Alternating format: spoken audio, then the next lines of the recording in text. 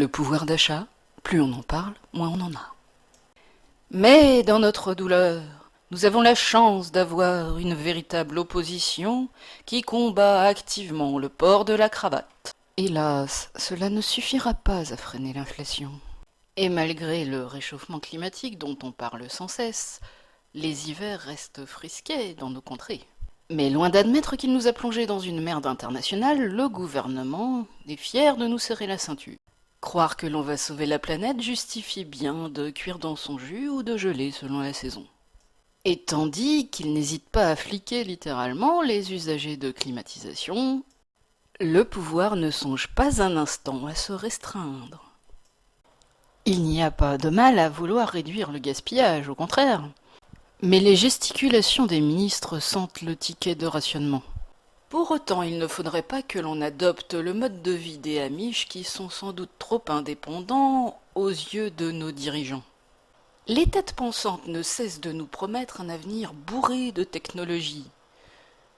Reste à savoir comment alimenter toutes ces machines. En tout cas, les automobilistes peuvent déjà rouler de moins en moins loin et on veut les faire rouler de moins en moins vite. C'est littéralement une obsession chez les soi-disant écologistes.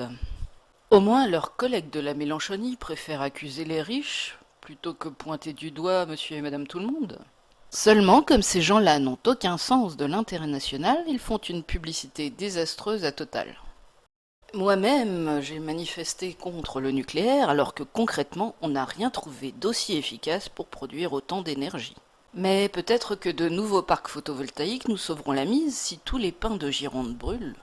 En fin de compte, c'est à se rouler par terre et consternant à la fois. On boude Poutine sous prétexte de morale et on fait des Salam-Alek à un boucher notoire. En somme, je tiens à dédier cette vidéo à la ministre de la Transition énergétique qui, malgré son douloureux divorce, maintient le cap de la moralité avec la dernière énergie. Quand on part en week-end ou quand on part en vacances, on débranche un maximum de prises électriques parce que sinon ça continue de consommer de l'énergie.